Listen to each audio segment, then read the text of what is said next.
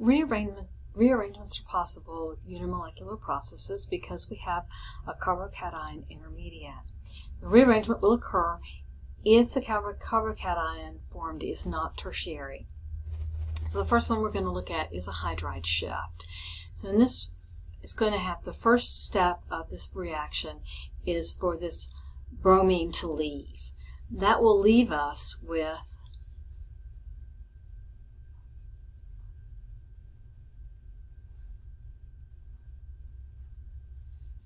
this is a hydrogen, and so this is a secondary carbocation. Let me put the other hydrogen in here. Okay, so there you have a secondary carbocation. What will happen is these electrons here will be attracted to the carbocation, and we'll get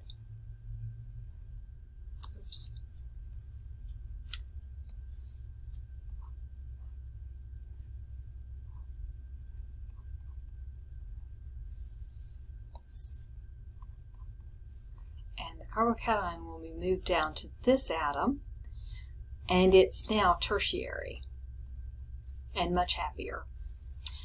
The same thing can happen, except that here a methyl is going to shift. So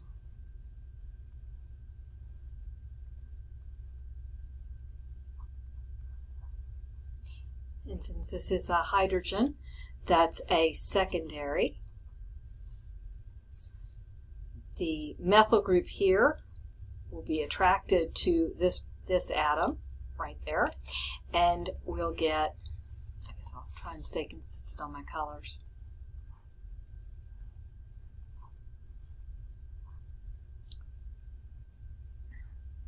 Methyl, this is our methyl group. It's now on the other atom. We have a hydrogen here. And so that is happy, and our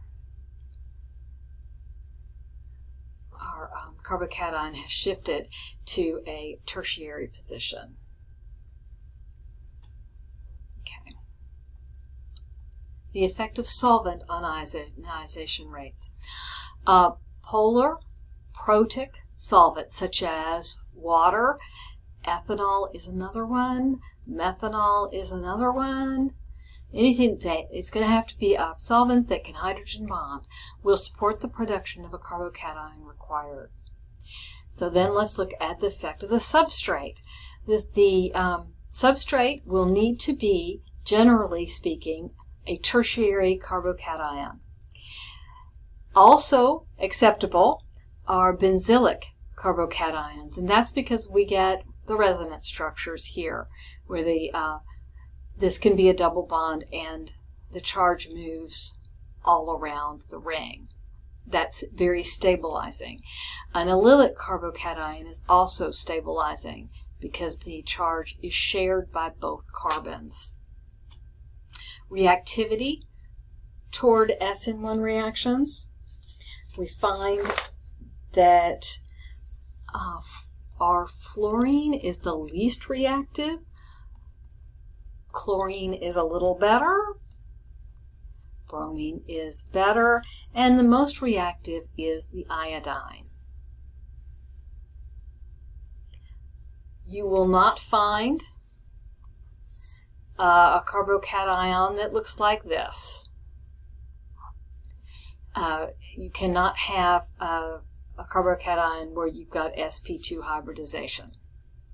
So for each of the compounds, ID, which is expected to undergo salicylasis more rapidly in water. So since we're looking at this in water, we're looking at E1 and SN1 reactions only. So these reactions are all going to make carbocations. The bromine leaves, and we get a positive charge here. I'm not going to redraw the figures.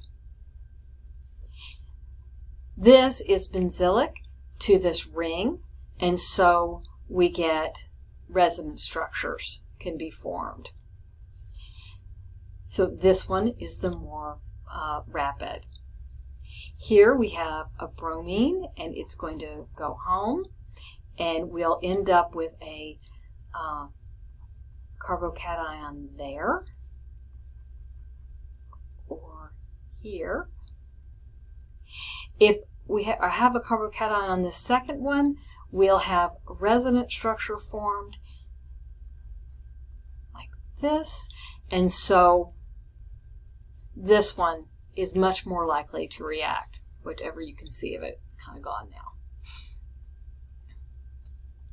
So let's look at the regiochemical and stereochemical outcomes for the E1 reaction. Regio just means like, where's the double bond going to be? So in this structure, we have a hydrogen here that could be taken off, and we have hydrogen here that could be taken off. And we'll make that other one another color. We'll make it blue. Why not? There we go. So if we take off the blue one, we'll get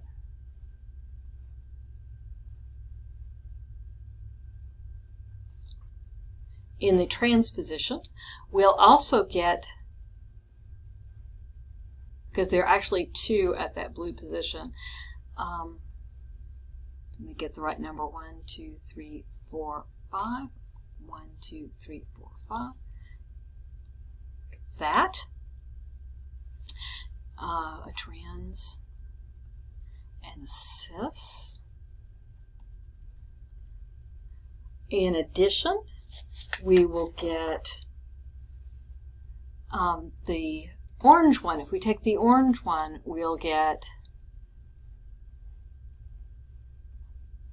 a double bond between here and here. In addition, these are the elimination products, but we'll also get substitution product that we'll draw in another color.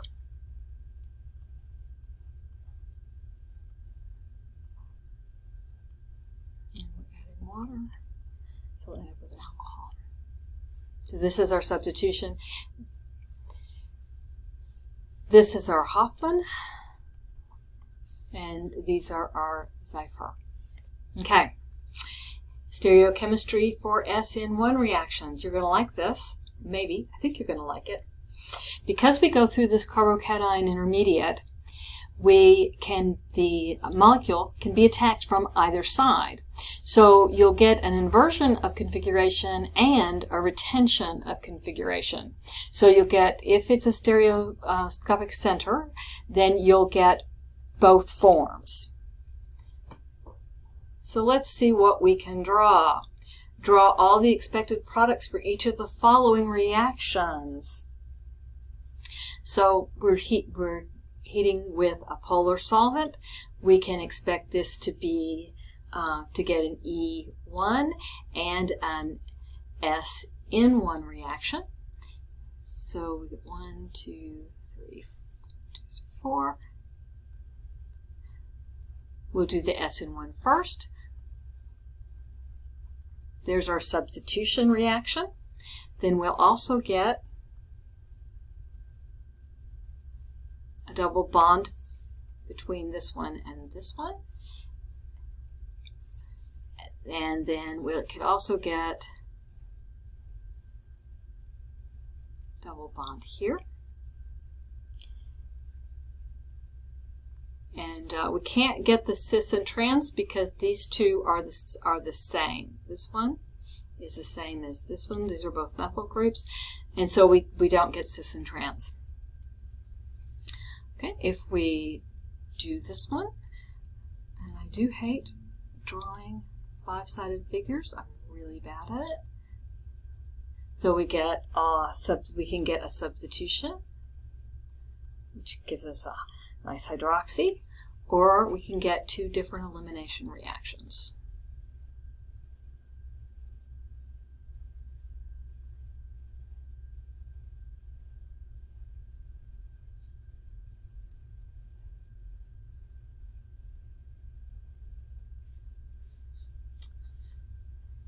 For this one,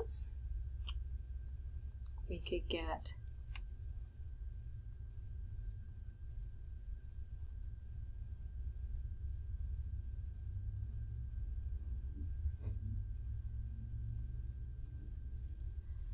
double bond between here and here for our elimination. That's the only elimination we have because this is the only hydrogen, the only beta hydrogen that's available. There are no hydrogens at these positions. So the other reaction would be the substitution.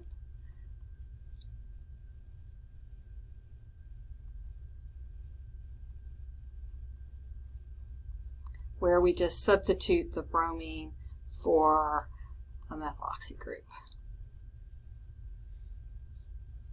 Okay, for this last one, we've got a stereoscopic center there. So let's first do the elimination reaction. We've got a hydrogen here that we can take off. There's no hydrogen here, and there's a hydrogen here, and there's a hydrogen here. So there are 3 different hydrogens we can take off.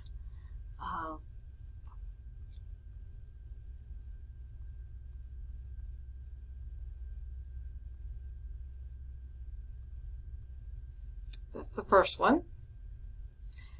And then we can, and I'm not going to distinguish between the other 2 hydrogens. We're just going to draw both forms. I think we've got a methyl that's off here. We could have a bond like this. I'm not going to have room to draw everything.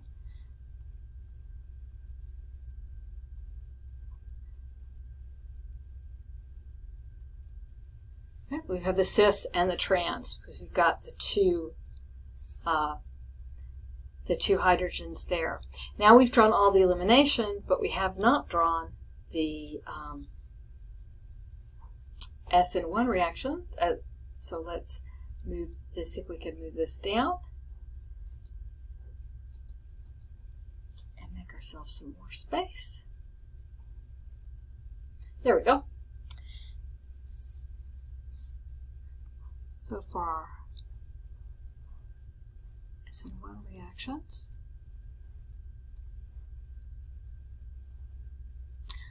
we'll get a retention of configuration,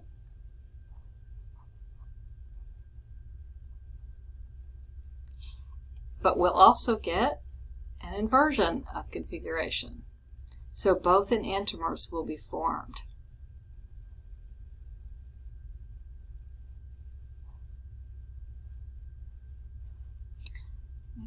This one, the stripey one. This time we'll put the methoxy there and leave that as our CH3. Okay, so all 5 species will be produced in varying amounts. This is a non-sterically inhibited, so we would expect this to be major. These will be roughly equal, the 2 enantiomers here, and this would be minor